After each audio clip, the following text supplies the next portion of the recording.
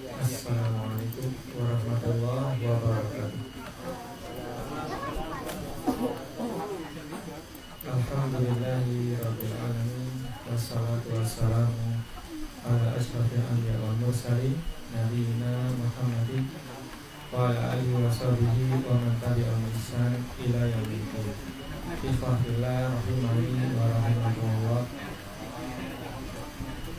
Di tengah rintik-rintik hujan yang Allah turunkan dari langitnya, kita memuji Allah Subhanahu wa ta'ala, karena dengan rahmatnya, dengan pertolongannya, kembali kita dipertemukan dalam majelis kuliah sore bagi penduduk Tanah Uzlah, Bukit Lebah, Ciater khususnya, dan secara umum juga kepada kaum muslimin dan semua yang ada di luar Tanah Uzlah, Bukit Lebah.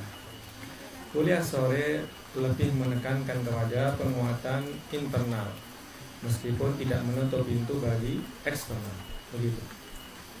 Kali ini masih kita lanjutkan dalam judul mereka, para sahabat radhiyallahu anhum, cinta Allah, mahabbatullah, karena mengenal Allah, karena ma'rifatullah. Maka mari mengenal Allah melalui hadis-hadis Rasulullah Sallallahu Alaihi Wasallam.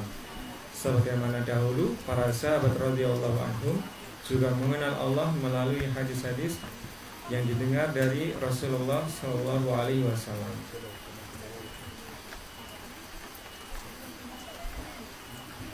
Di hari kemarin, siapa yang masih ingat teks hadisnya?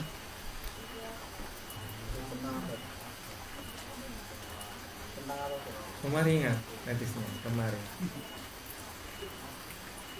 Kun fit dunya ka'annaka gharibun au abiru sabilin. Jadilah engkau di dunia seolah-olah engkau adalah orang yang asing saja atau penyeberang jalan.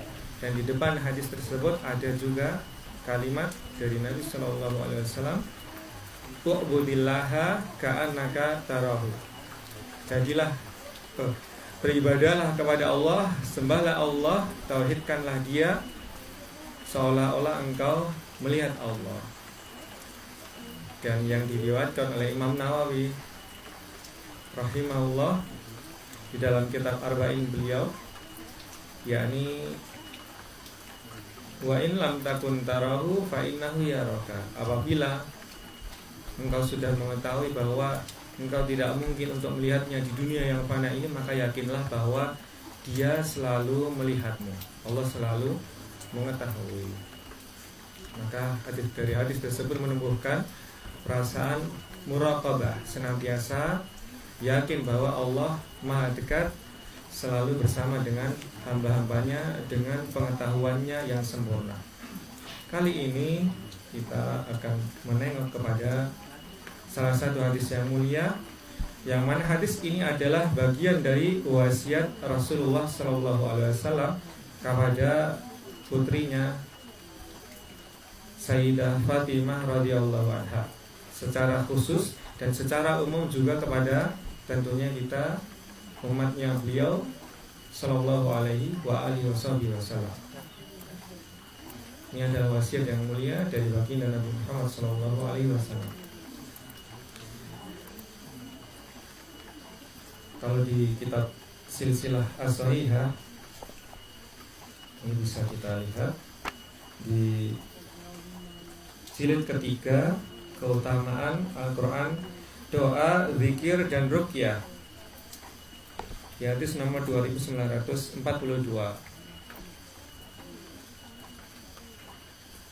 Anas bin Malikin, dari sahabat yang mulia Anas bin Malik radhiyallahu anhu, qala, beliau berkata, qala Rasulullah sallallahu alaihi wasallam li Fatimah radhiyallahu anha.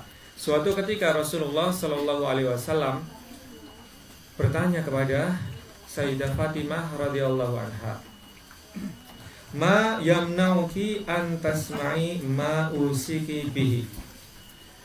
Apa yang menghalangimu untuk mendengarkan wasiatku kepadamu? Antakuli idza asbahti wa idza amsaiti. Yakni ucapkanlah wahai putriku di waktu pagi dan sore kalimat yang mulia ini. Allahumma ya hayyu ya qayyum bi rahmatika astaghits.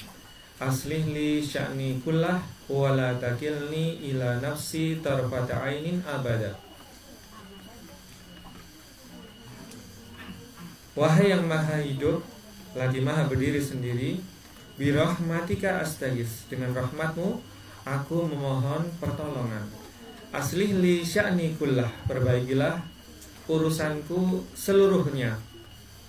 Secara keseluruhan dipinta perbaikannya kepada Allah saja. Wala takilni ila nafsi tarfata ainin abada. Ini adalah kalimat dari doa tersebut yang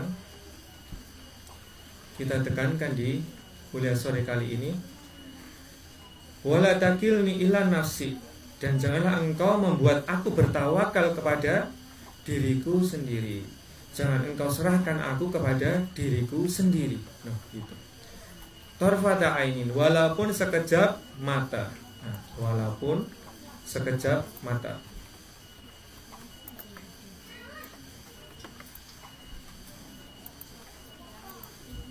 Abadan, selama-lamanya. Jadi jangan ada sedetik pun dari hidupku ya Allah engkau serahkan kepada diriku sendiri. Jangan sampai engkau memasrahkan semua yang aku lakukan ini kepada diriku sendiri. Jadi semua kekuatan yang Allah karuniakan kepada kita, itu kita sadari semuanya dari Allah saja. Dan kalau selaput mata kita tidak dikedipkan oleh Allah, maka tidak akan bisa berkedip. Demikian juga hembusan nafas kita, satu hirupan nafas saja, kalau tidak mendapat izin dari Allah, maka tidak akan terjadi. Begitu.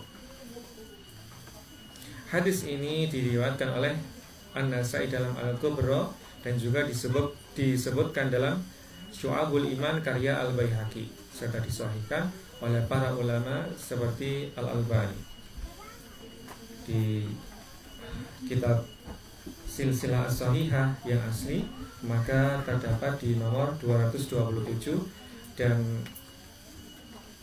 dalam kitab yang telah disusun ulang oleh Syekh Masrur Hasan Al-Salman pada hadis nomor 2942. Doa ini adalah salah satu zikir pagi dan petang yang sangat dianjurkan karena mencerminkan penghambaan yang total kepada Allah. Penghambaan yang total.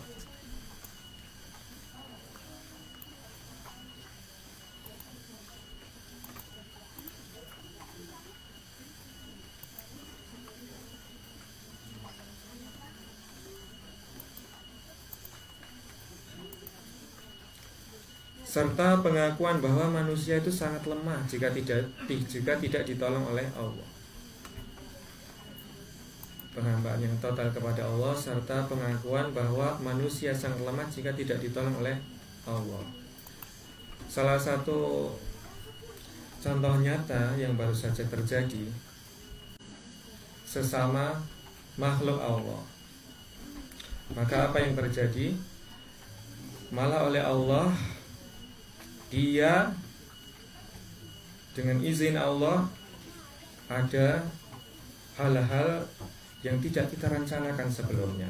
Sebagaimana Nabi Yusuf alaihissalam ketika minta tolong kepada salah seorang dari dua orang yang masuk ke penjara, kemudian mau dikeluarkan dan titip pesan kepada salah satunya, maka Allah membuat setan berkuasa atasnya, menjadikan dia lupa, sehingga pesannya Nabi Yusuf alaihissalam tidak tersampaikan kepada raja. Mirip-mirip ketika kita di sini ada permintaan tolong, minta tolong, barangkali ada juga harapan kepada sesama makhluk Allah untuk mengerjakan sesuatu yang besar, roadmap, peta jalan bagi usaha kejayaan kembali Islam yang sesungguhnya di masa depan. Ternyata Allah jadikan apa? yang mengerjakannya menjadi sakit. Begitu. Ini hendaknya sakit agak parah juga ya.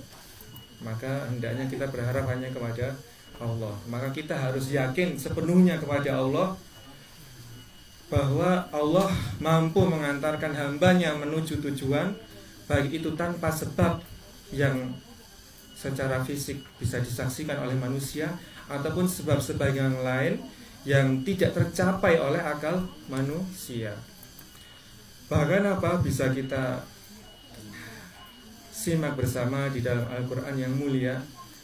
Contohnya siapa? Nabi Ibrahim alaihissalam ketika dibakar di dalam api, mau dipadamkan oleh hewan-hewan yang saat itu membawa sedikit-sedikit air. Padahal mereka secara fisik tidak mungkin bisa memadamkan nabi dari Nabi Ibrahim alaihissalam. Akan tapi disebabkan kemurnian tauhid dari bapaknya tauhid, yaitu Nabiullah Ibrahim alaihissalam, maka Allah dengan izinnya berfirman, Kuni barda wa salaman ala Ibrahim. Beliau berfirman kepada api, jadilah engkau dingin dan keselamatan bagi Nabiullah Ibrahim alaihissalam. Maka sunnatullah berlaku di tangan Allah sepenuhnya. Tidak ada makhluknya satupun yang bisa menghalanginya. Begitu. Demikian juga Sayyidatuna Maryam ketika beliau mengasingkan dirinya ketika hendak melahirkan Nabiullah yang mulia Isa alaihissalam. Apa yang terjadi? Diilhamkan oleh Allah supaya dia tepukkan saja ke batang pohon kurma. Ditepukkan saja ke batang pohon kurma. Kalau secara logika, buah kurma itu tidak akan mungkin bisa didapatkan kecuali dipanja dulu, kemudian barangkali kalau orang yang kuat itu ditarik dengan kekuatan penuh ya, Mas Pariman sama Mas Paidi berdua gitu ya, di pohon kurmanya bersama-sama, ayo gitu.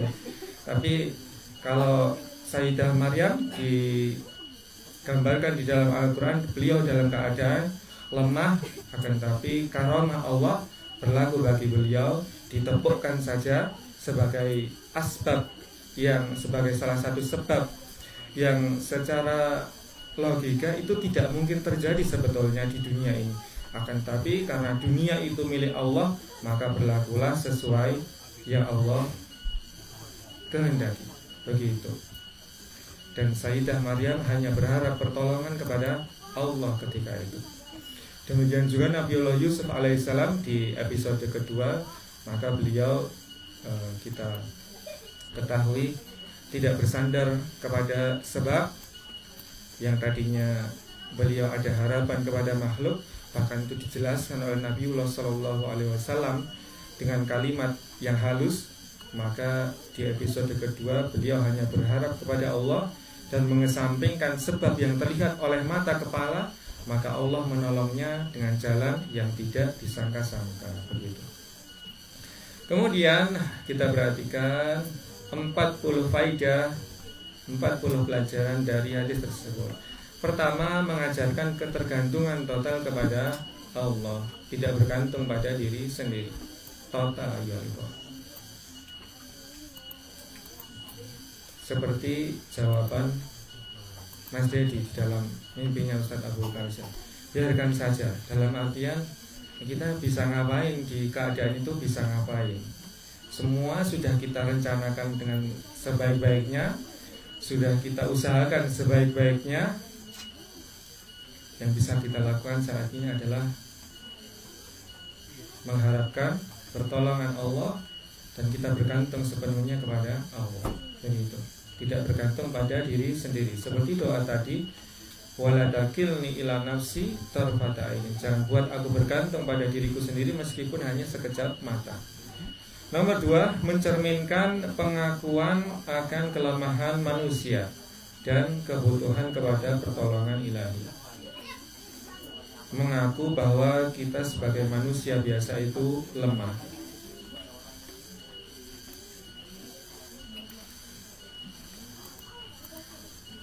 Kita manusia biasa, kita lemah, dan pertolongan itu datang dari Allah. Nomor 3, memohon perbaikan dalam segala urusan dunia dan akhirat. Nah, semuanya, semua urusan kita pasrahkan kepada Allah.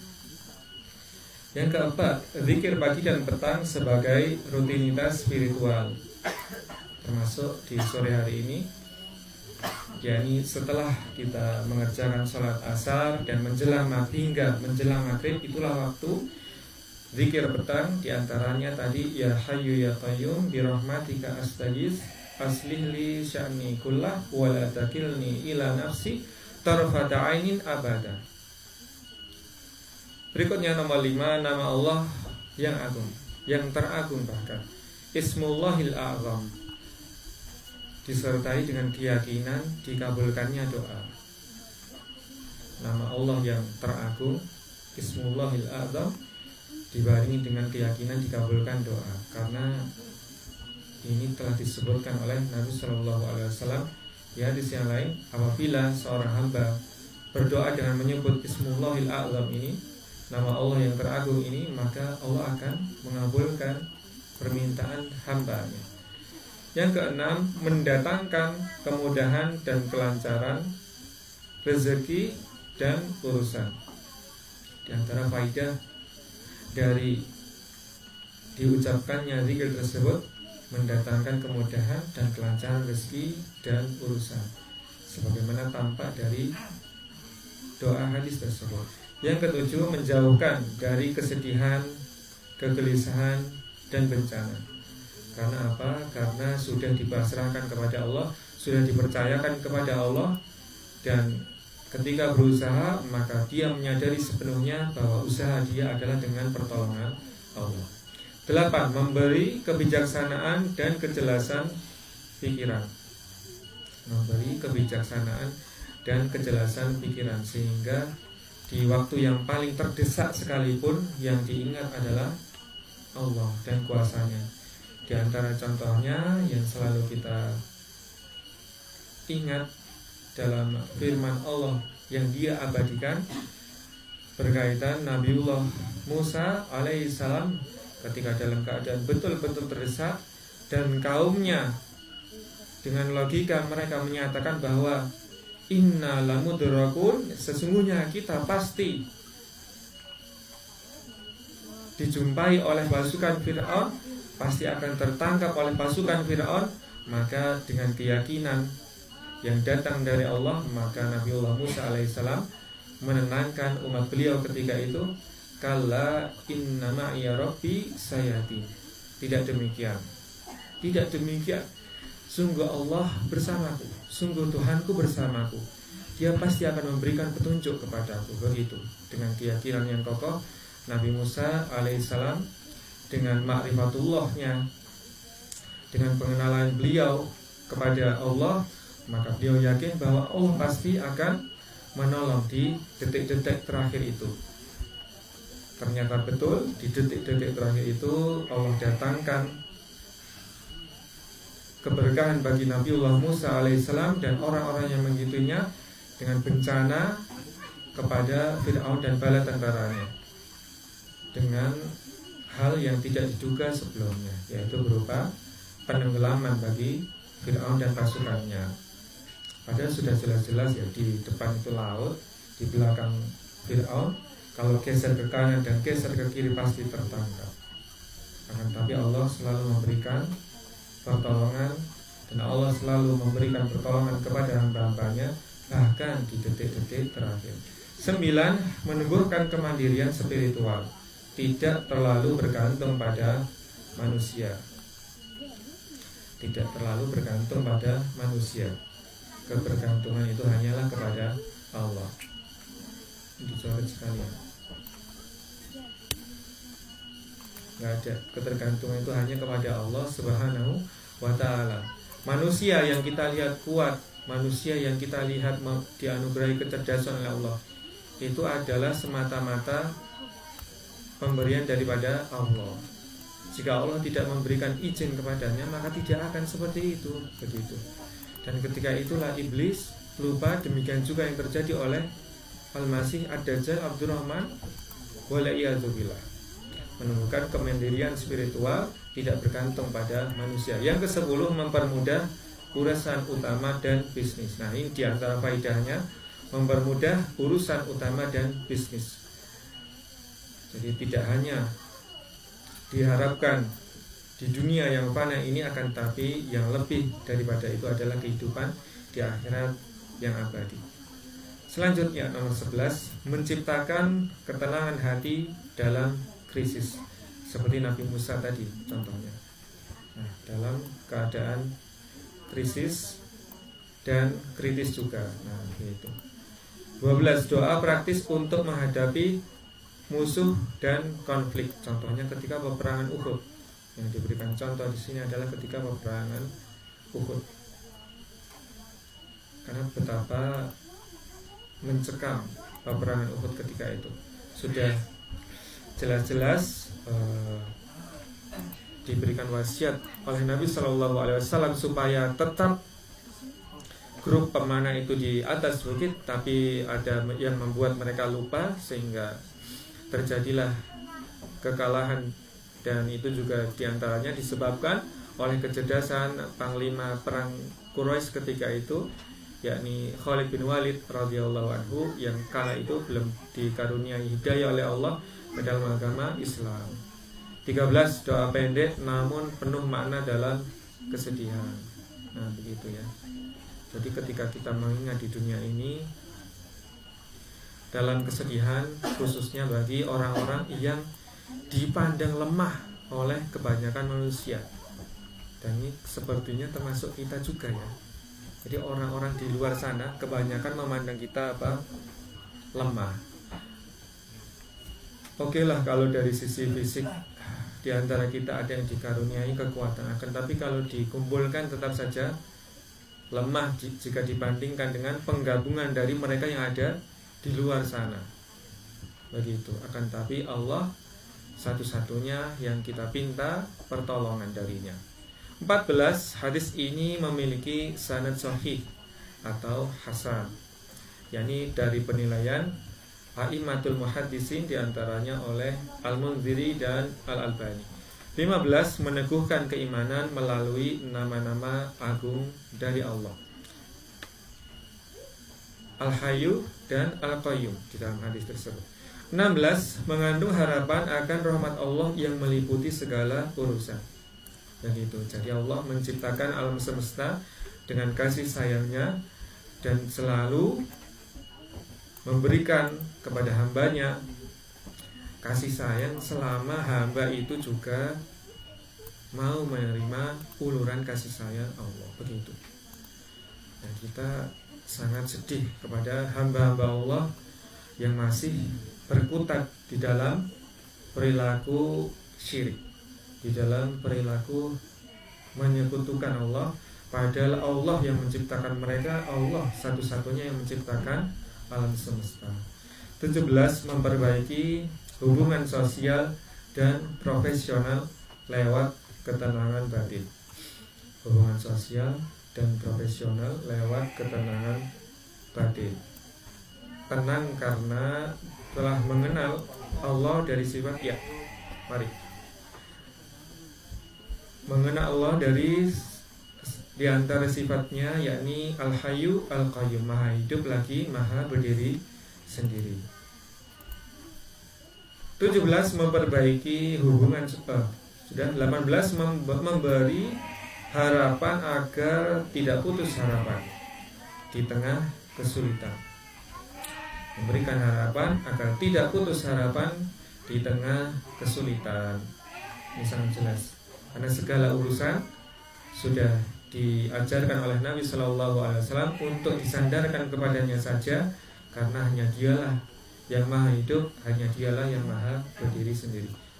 Kemudian 19, menumbuhkan semangat doa dan permohonan yang kontinu, dan ini ditunjukkan dari kalimat Nabi SAW untuk Sayyidah Fatimah agar dibaca setiap pagi dan petang. Begitu. 20. Model spiritual melekat di hati, bukan sekedar teks. Nah, di hati ditanamkan di dalam hati bahwa Allah lah tempat bersandar segala urusan. Allah As-Samad, hanya Allah lah yang pantas kita bersandar hati ini padanya. Berikutnya 21-30.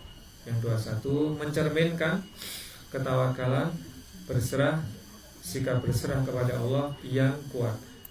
Bahkan maknanya Islam apa? Al-istislamu lillahi bitauhid, berserah diri sepenuhnya kepada Allah, wal bu'du anisyirki wa ahli, dan jauh dan berlepas diri dari kesyirikan dan para pelaku kesyirikan. Begitu mana Islam. Berserah diri dengan mentauhidkan Allah, mempersembahkan segalanya demi Allah saja. 22 mendorong introspeksi diri dan perbaikan urusan. 23 mengingatkan akan pentingnya merutinkan zikir sebagaimana yang jelas ditunjukkan dari kalimat untuk dibaca setiap pagi dan petang. 24 strategi Rasulullah SAW dalam menghadapi trauma, sedih, dan tantangan. Ini di antara yang bisa dipetik faedahnya ketika kita mencermati hadis tersebut. Ketika trauma, sedih, ada tantangan, kita mengingat bahwa tantangan itu juga sudah dituliskan takdirnya oleh Allah, maka kita tenang saja untuk menghadapinya karena Allah telah memberikan jaminan tentang sifatnya yang maha hidup, sifatnya yang maha berdiri sendiri. 25 memupuk kesadaran bahwa apa? Bahwa Allah hidup dan menyokong tanpa henti. Nah, begitu.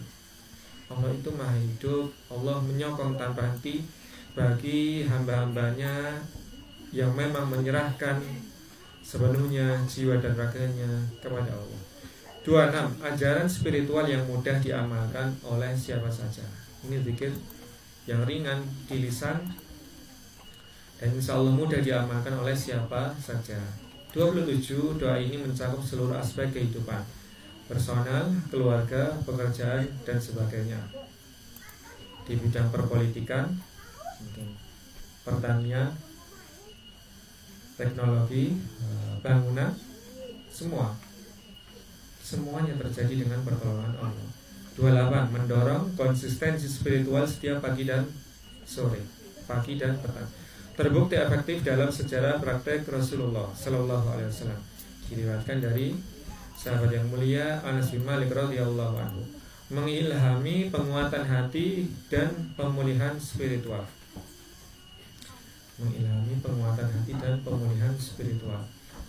Sekali lagi disebabkan apa tadi? Ma'rifatullah, disebabkan Allah telah memperkenalkan dirinya kepada hamba-hambanya. Di antaranya di dalam hadis ini adalah sifatnya maha hidup lagi maha berdiri sendiri. Berikutnya nomor 31 faedah yang bisa kita petik darinya, yakni ulama klasik di antaranya Ibnu Al-Qayyim menyebutnya menghidupkan hati. Jadi zikir tersebut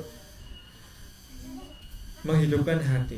Ini yang dipahami, yang Allah karuniakan pemahaman kepada Ibnu Al-Qayyim, maka beliau menyebutnya menghidupkan hati. 32 menghadirkan cahaya hikmah dan kebijaksanaan dalam pikiran, karena sadar bahwa yang ada di hadapannya itu semuanya adalah makhluk-makhluk Allah, maka bersandarnya hanya kepada Allah.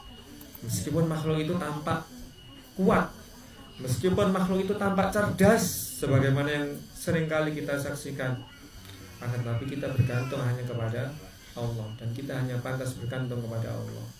Jika tidak demikian, Allah akan memberikan pelajaran dari arah yang tidak disangka-sangka. Termasuk yang nomor 33 ini, mendapat rezeki dari arah tak disangka-sangka juga. Nah, tidak disangka-sangka. Di antara yang Allah janjikan kepada hamba-hambanya yang bertakwa,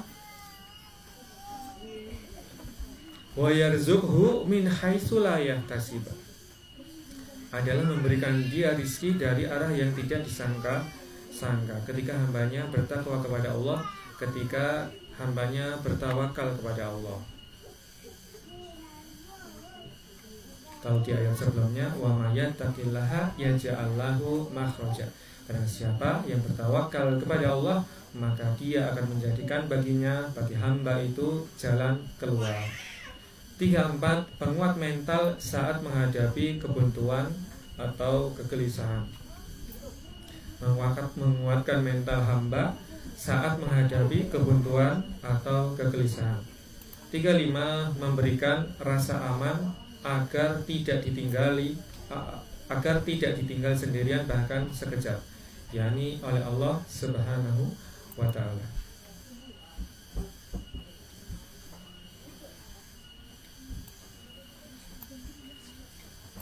Bahkan sekejap mata, maka kita butuh bantuan Allah. Setiap darah kita dipompa oleh jantung dan paru-paru yang bekerja untuk itu, maka Allah lah dibalik itu semua. Allah yang mengizinkan untuk itu. Allah setiap detik memberikan kenikmatan kepada kita, hamba-hambanya. 36, menjadi doa pelepas kecemasan yang instan. Jadi doa itu kan singkat ya. Ya Hayyu ya Qayyum bi rahmatika astaghits aslih li sya'ni kullah wa la takilni ila nafsi tarfata ainin abada. Ini adalah doa yang instan, tapi inilah pelepas kecemasan yang Allah ajarkan melalui Rasulullah Shallallahu Alaihi Wasallam. Bahkan di antara keistimewaannya apa? Beliau mengajarkan secara khusus kepada Sayyidah Fatimah radhiyallahu anha, putrinya baginda yang mulia Nabi Muhammad Shallallahu Alaihi Wasallam. Dan diriwayatkan hadis tersebut dari sahabat yang mulia yang melayani kehidupan rumah tangga Rasulullah Shallallahu Alaihi Wasallam, yakni Anas bin Malik radhiyallahu anhu. Nomor 37, mengajarkan bahwa bantuan ilahi bisa diminta kapan saja. Bantuan ilahi bisa diminta kapan saja, karena Allah senantiasa hidup. La ta'khudhuhu sinatu wala naum. Allah itu tidak tersentuh oleh rasa kantuk, apalagi tidur. 38, menghubungkan rahmatku, rahmat Allah, dengan permohonan pertolongan. Bi rahmatika astaghits, dengan rahmatmu aku sebagai hamba memohon pertolongan. Ini yang dipanjatkan dari sisi hamba, keharibaan Allah Subhanahu wa ta'ala. 39, menanamkan sikap rendah hati dan pengakuan keterbatasan. Ini adalah poin penting juga bagi hamba-hamba Allah, terutama yang sedang berusaha sepenuhnya untuk tercatat sebagai penduduk rohani di hadapan Allah, yakni sikap rendah hati, yakni dengan selalu mengingat kita adalah hamba Allah yang lemah, dan yang maha kuat adalah Allah yang menciptakan kita. Sekuat apapun makhluk di hadapan kita, bahkan Al-Masih Ad-Dajjal sekalipun, maka dia adalah makhluk yang lemah di hadapan Allah. Maka dari itu, ketika, dan ini pernah kita singgung juga sebelumnya, ketika Al-Mahdi ada di hadapan Dajjal yang menunjukkan kekuatannya yang mengerikan ketika itu, dan ditawari pertolongan oleh batu, supaya yang mana ketika batu itu membuka supaya berlindung untuk bersembunyi di dalam batu tersebut, maka ditolak oleh Al-Mahdi. Karena apa? Karena Al-Mahdi mengingat kemahakuasaan Allah, maha kuatnya Allah, dan Allah akan menolong hamba-hambanya ketika Allah dipinta pertolongan dari hamba itu. Dan Allah menurunkan pertolongan dari arah yang tidak disangka-sangka. Allah turunkan kilat atau petir dari langit sehingga Al-Masih Ad-Dajjal pingsan dalam waktu tertentu. Begitu. Di antara yang bisa kita tarik benang merahnya dengan hadis ini, yakni ketawakalan sepenuhnya kepada Allah. Bahkan tawakal itu barangkali ada yang mendakwahkan agama Islam yang mulia ini di luar sana, setelah usaha kemudian tawakal. Padahal tawakal itu ya ketika berusaha juga. Karena ketika kita memegang kendali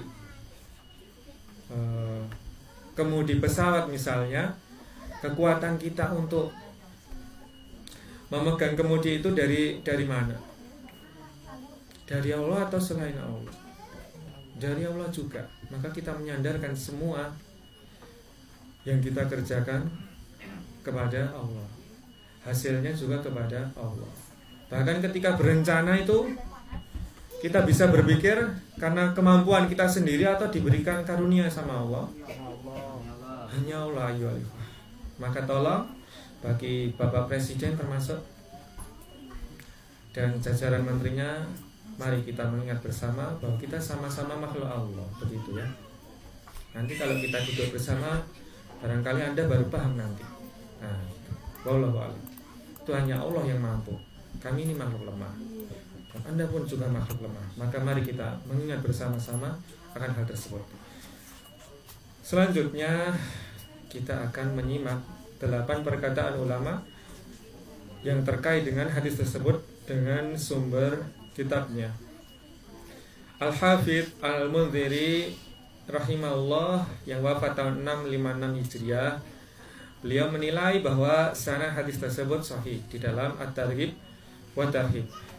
Yang kedua, Syalbani yang wafat tahun 1420. Nah, ini baru saja ya. Belum terlalu lama, sekarang kan 1447. Nah, ini beliau wafat tahun 1420. Berarti kurang lebih 27 tahun lalu. Berarti waktu kita masih mungkin ada yang 7 tahun, ada yang 17 tahun begitu. Beliau menilai sanadnya hasan dalam kitab As-Silsilah As-Shahihah nomor 227. Nah, ini yang ada di depan kita kitabnya. Kalau dari kitab yang disusun ulang oleh salah seorang murid beliau, Syekh Mansur Hasan Al-Salman, di hadis nomor 2942. Dan ringkasannya juga termuat dalam kompilasi beliau tentang doa-doa. Yang ketiga, Imam An-Nasa'i yang wafat tahun 303 Hijriah rahimahullah, beliau meriwayatkan hadis ini dalam As-Sunan Al-Kubra jilid ke-6 halaman 147, dan dalam Amalul Yaum wal Lailah nomor 46 dalam keterangan perawi primer, begitu. Yang keempat, Al-Imam Al-Hakim rahimahullah wafat tahun 405 mengeluarkannya dalam kitab Al-Mustadrak dalam keterangan sumber periwayatan. Ini di jilid pertama kitab yang disebutkan di halaman 730. Imam Al-Baihaqi wafat 458 menyebutkan dalam Al-Asma wa Sifat di halaman 112 keterangan sumber periwayatan. Yang keenam, Imam Ibnul Qayyim yang mana beliau wafat tahun 751 menjelaskan makna doa ini. Menjelaskan makna doa ini, bahwa seorang hamba tidak bisa lepas dari Allah bahkan sekejap mata. Nah, seorang hamba tidak bisa lepas dari Allah bahkan sekejap mata. Dan beliau menukil doa Nabi Shallallahu Alaihi Wasallam, aslih li sya'ni kullah wa la takilni ila nafsi tarfata ain. Penjelasan ini terdapat di Thariqul Hijratain halaman 25 hingga 26. Kemudian di nomor 7, Imam Al-Munawi rahimahullah yang wafat 1031 Hijriah, beliau mengatakan saat menjelaskan doa terkait orang yang sedang ditimpa kesempitan, yakni beliau menerangkan bahwa siapa yang bertauhid dengan khusyuk berhak dilepaskan dari kesempitan dan diangkat derajatnya. Bertauhid dengan khusyuk, maka berhak dilepaskan dari kesempitan dan diangkat derajatnya. Ini diantara sunnatullah, khususnya diantaranya ketika seorang hamba melafazkan doa tersebut dengan taufik dari Allah. Penjelasan ini ada di kitab Faidul Qadir, kitab jilid ketiga halaman 526. Relevan karena lafaz akhirnya identik. yakni la takilni ila nafsi tarfata ain. Janganlah engkau menyandarkan diriku kepada diriku sendiri ya Allah meskipun hanya sekejap mata. Yang kedelapan, Ibnu Taimiyah rahimahullah, salah seorang guru Ibnu Qayyim, dia bahkan ini dinukil oleh murid beliau Ibnu Qayyim, menganjurkan membaca ya Hayyu ya Qayyum la ilaha illa anta sebanyak 40 kali pada waktu tertentu dan menyebut efeknya yang menakjubkan bagi hati.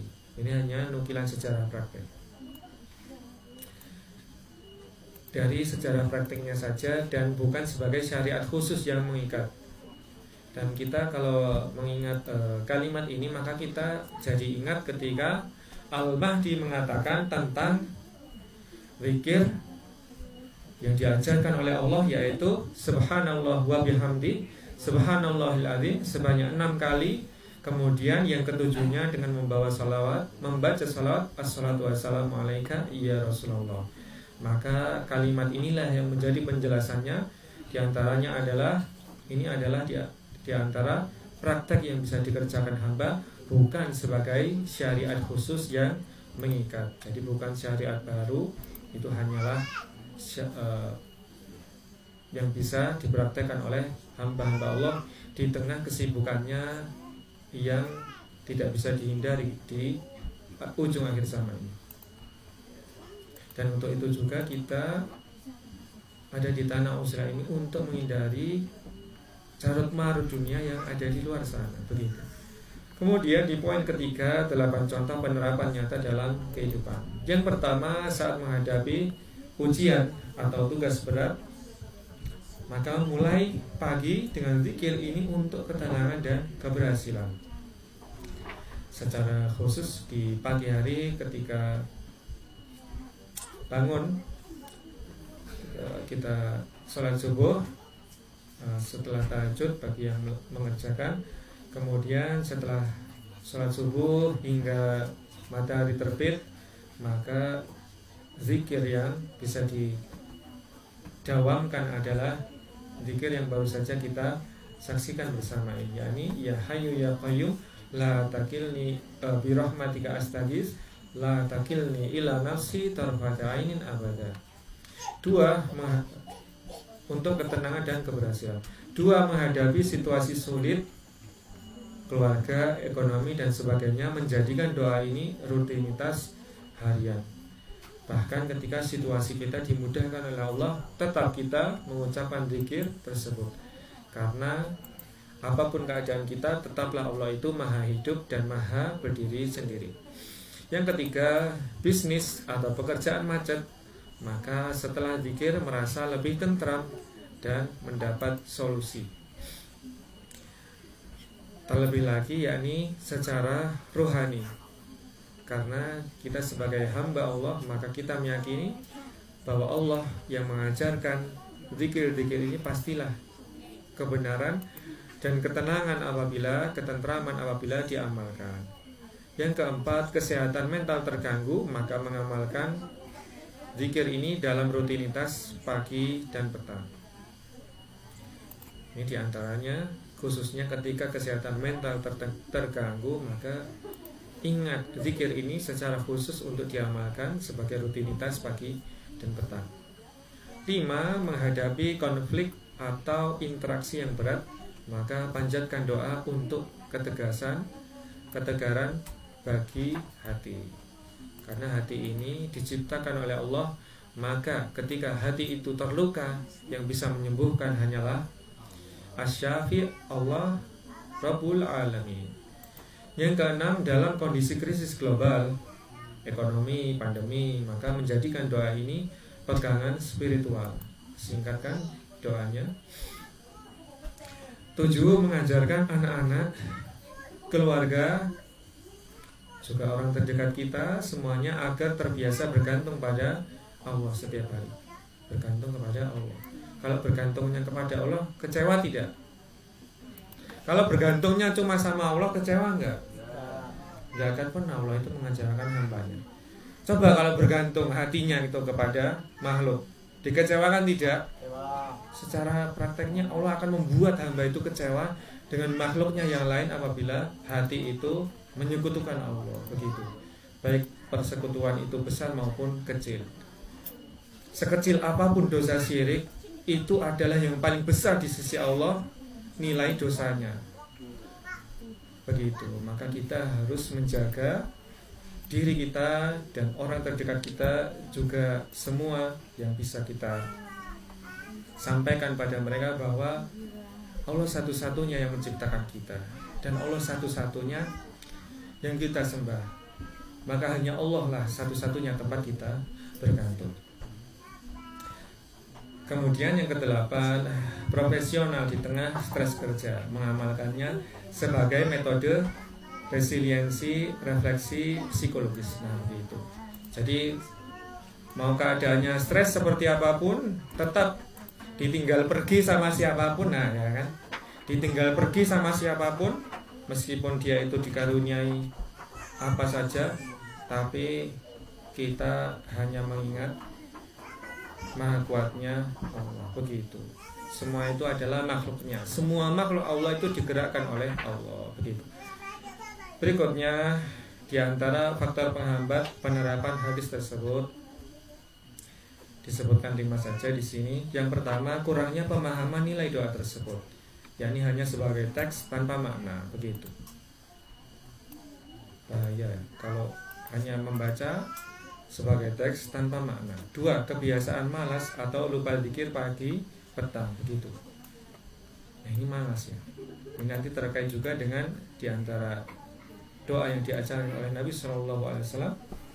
Allahumma inni a'udzubika minal hammi wal hazani wal ajzi wal kasali. Di antaranya adalah berlindung kepada Allah dari sifat malas, begitu. Yang ketiga, merasa mandiri secara berlebihan. Nah, ini merasa mandiri secara berlebihan, tidak butuh pertolongan, ini juga keliru, ayo Pak. Merasa, nah ini yang selalu diulang juga oleh ketua, terutama ketika briefing ini. Aduh, ini merasa mandiri secara berlebihan, tidak butuh pertolongan. Kalau sudah merasa tentang diri dan lupa Allah, maka disitulah kecelakaan bagi seorang hamba, begitu. Maka oleh karena itulah ketua dengan rasa kasih sayangnya secara tegas mengingatkan, jangan sampai ada merasa-merasa, begitu. Yang keempat, meragukan keutamaan doa karena tak langsung terjadi hasil. Ini faktor penghambat penerapan hadis ini adalah meragukan keutamaan doa karena tak langsung terjadi hasil. Nah, tidak langsung terjadi hasil. Dan ketika kita membaca kalimat ini, kita teringat firman Allah, hatta yaqula rasulu walladzina amanu ma'ahu mata nasrullah. Bahkan sempat terjadi dalam sejarah itu, dan ini insya Allah akan terulang juga, sampai Rasul sendiri dan orang-orang yang bersamanya itu berkata, kapan ya pertolongan Allah itu tiba? Allah menjawab di dalam kalimat yang mulia selanjutnya, dalam firman-Nya yang mulia selanjutnya, ala inna nasrullahi qarib. Ketahuilah bahwasanya pertolongan Allah itu dekat. Sedekat apa? Maka kalau kita jawab dari sisi waktu, maka selama apapun kita di dunia ini, tetap saja itu adalah waktu yang dekat jika dibandingkan waktu di akhirat. 10 tahun itu masa yang ringan apabila dibandingkan dengan akhirat. Makanya Nabi Musa alaihissalam menunggu menikah dengan calon istrinya dengan sabar selama sekian tahun, karena beliau ma'rifatullah, mengenal Allah dan mengenal akhirat, bahwasanya jika dibandingkan dengan kekekalan akhirat, keabadian di akhirat, tentu itu adalah waktu yang sebentar saja, begitu. Maka dari itulah yang di sini sekali lagi bersabar ketika belum dipertemukan dengan jodohnya, atau sudah dipertemukan tapi belum diberikan langkah-langkah oleh Allah, maka sabar, nanti pada waktunya yang indah Allah akan takdirkan, insyaallah. Yang kelima, solusi atas hambatan tersebut. Di antaranya tadi yang pertama disebutkan bahwa tidak memahami makna.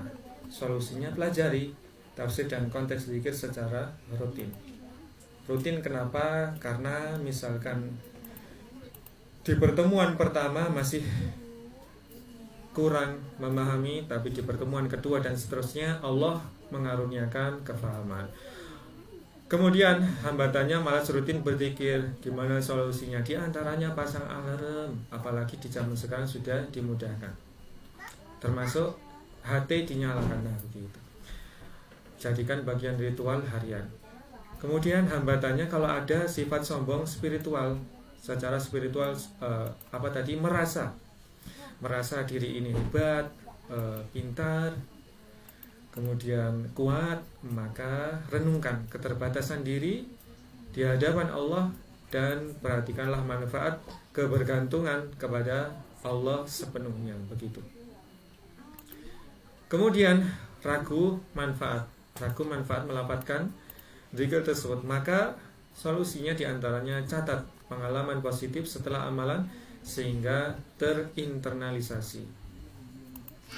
Atau coba diperhatikan ketika setelah mengucapkan zikir tersebut yang diajarkan oleh Nabi SAW tersebut, maka coba dirasakan di hatinya bagaimana sifat ketenangan ketika mengingat Allah. Dan ini ada kaitannya dengan firman Allah, ala bidzikrillahi tatma'innul qulub. Ketahuilah bahwasanya dengan mengingat Allah menjadi tentramlah hati. Kemudian hanya mengandalkan duniawi, itu hambatannya tadi.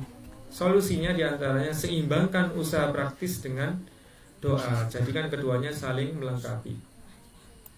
Nah, kalau hanya mengandalkan duniawi, ingat seimbangkan usaha praktis dengan doa. Jadikan keduanya saling melengkapi. Ada yang diberi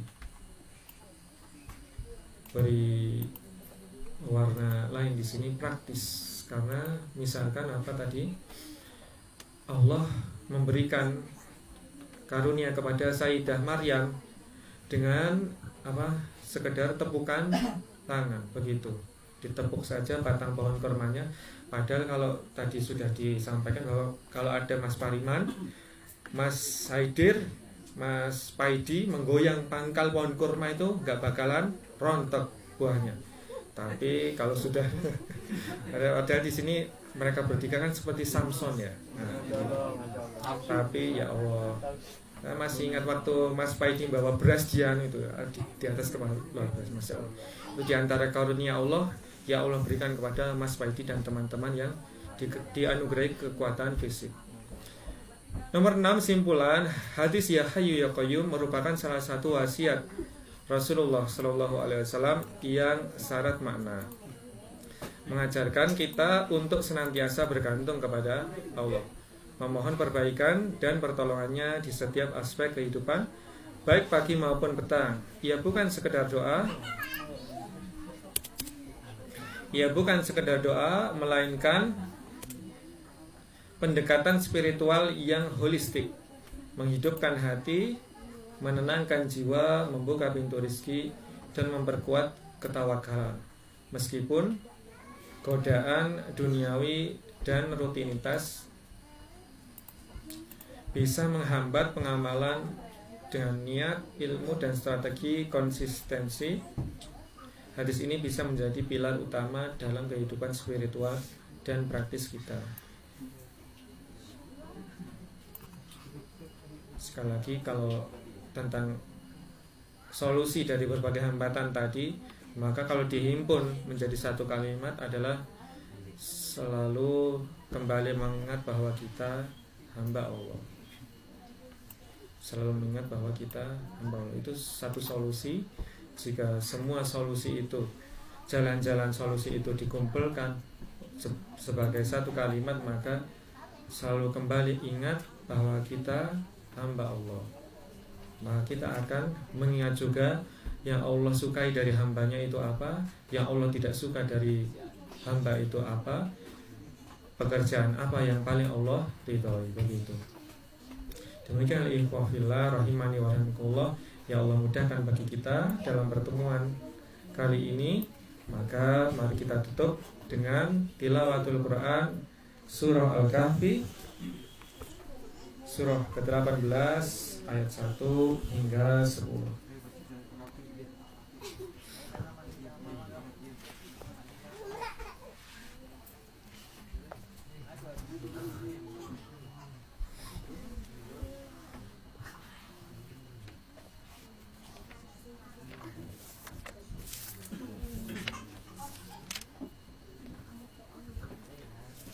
A'udzubillahi minasyaitonirrajim. Bismillahirrahmanirrahim. Alhamdulillahilladzi anzala ala abdihil kitaba wa lam yaj'al lahu iwaja qayyiman liyunzira ba'san syadidan min ladunhu wa yubashshiral mu'minina alladzina ya'maluna as-solihati anna lahum ajran hasana makithina fihi abada wa yudhiral ladzina qalu ittakhadallahu walada ma lahum bihi min ilmin wala li abaihim kaburat kalimatan takhruju min afwahihim yaquluna illa kadhiba fal'allaka bakhiyun nafsaka ala atharihim illam yu'minu bihadal hadithi asafa inna ja'alna ma'alal ardi zinatan laha linabluwahum ayyuhum ahsanu amala wa inna laja'iluna ma'alaiha sa'idan juruza am hasibta anna ashabal kahfi warraqimi kanu min ayatina ajaba إذ أوى الفتية إلى الكهف فقالوا ربنا آتنا من لدنك رحمة وهيئ لنا من أمرنا رشدا. Sadaqallahul Azim wa sadaqa Rasuluhul Karim. Semoga Allah memudahkan kita dalam praktek tawakal sepenuhnya kepada Allah, baik ketika perencanaan, ketika usaha kita lakukan, dan setelah kita berusaha. Jazakumullahu khairan. Terima kasih atas perhatian dan kerendahan hati dari teman-teman, dan mohon maaf atas kekeliruan dan kekurangan yang terjadi. Tolong diingatkan demi kebaikan bersama. Subhanakallahumma wa bihamdika asyhadu an la ilaha illa anta astaghfiruka wa atubu ilaik. Wassalamualaikum warahmatullahi wabarakatuh. Waalaikumsalam warahmatullahi wabarakatuh.